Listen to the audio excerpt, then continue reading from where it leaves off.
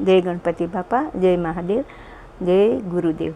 મિત્રો, ગુરુ પૂર્ણિમા અષાઢ સુદ પૂનમના આવે છે અને એ અષાઢ સુદ પૂનમના દિવસે આપણે ગુરુને આપણે દક્ષિણા આપી છે, ગુરુને ત્યાં પગે લાગવા જાય છે. અને આપણે પહેલાં ગુરુ તો આપણા માતા પિતા, પછી બીજા ભગવાન આપણે ગુરુ બ્રહ્મા, ગુરુ વિષ્ણુ, ગુરુ દેવ મહેશ્વરમ, અને ત્રીજા આપણે જે ગુરુ મંત્ર લીધો હોય ગુરુ કને એ આપણા ગુરુ. અને ગુરુ પૂર્ણિમા વેદવ્યાસનો જન્મ છે ને, મહાભારતના રચિતા વેદવ્યાસ, એમનો ગુરુ પૂર્ણિમાના દિવસે જન્મ છે, એટલે એને વ્યાસ પૂર્ણિમા બી કહી છે મિત્રો. અને બુદ્ધ ભગવાનનો બી ગુરુ પૂર્ણિમાના દિવસે બહુ મોટું મહત્ત્વ છે. બુદ્ધ ભગવાને બી શિષ્યોને ગુરુનું જ્ઞાન આપ્યું હતું.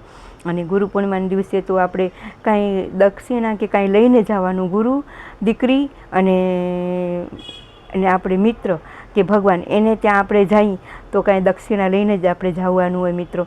અને જે ગુરુ બનાવ્યા હોય એનું ગુરુનું પાલન કરવાનું આપણે.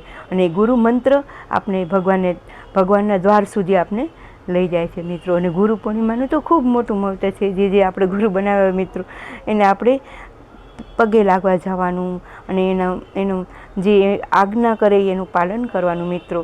અને મારે તો મારા ગુરુદેવ તો મારા મોટા સસરા, મોટા પિતાજી જ છે મારા ગુરુ તો. એટલે હું એમનું જો ગુરુ દેવ થઈ ગયા હોય આપણા, તો એના ફોટાને આપણે પૂજા કરી અને એના મંત્રનું જાપ કરવાનું. અને જો આપણે ગુરુ સાક્ષાત જીવિત હોય તો આપણે એને દર્શન કરવા જવાનું મિત્રો. અને એમનું પાલન કરવાનું. જે કે એમનું ગુરુ તો ઘણા બધા હોય છે મિત્રો, પણ પહેલાં ગુરુ તો આપણા માતા પિતા છે. મારો વિડીયો સારો લાગ્યો તો શેર કરજો. ખૂબ ખૂબ ધન્યવાદ, ખૂબ ખૂબ આભાર મિત્રો. અને આવો વિડીયો કાંઈ બી હોય, ભગવાનનો, મહાદેવનો હોય કે માતાજીનું હોય તો મને કહેતા રહેજો. કેમ કે ગુરુ વગર તો જ્ઞાન મળવાનું જ નથી મિત્રો. અને જો ભગવાન સુધી પહોંચાડવા માટે તો ગુરુનો જ સાથ જોઈએ છીએ આપણે.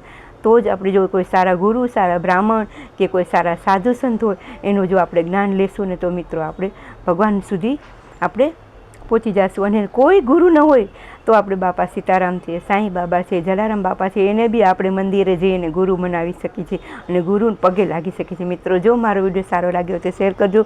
ખૂબ ખૂબ ધન્યવાદ, ખૂબ ખૂબ આભાર. અને આવો વિડીયો જોતા રહેજો, લાઈક કરજો. અને તમારા બધાનો સપોર્ટ છે એટલે હું બોલવા આવું છું અને કેવું છું મિત્રો. જો કાંઈ ભૂલ થઈ હોય તો માફી માગું છું. ખૂબ ખૂબ આભાર, ધન્યવાદ.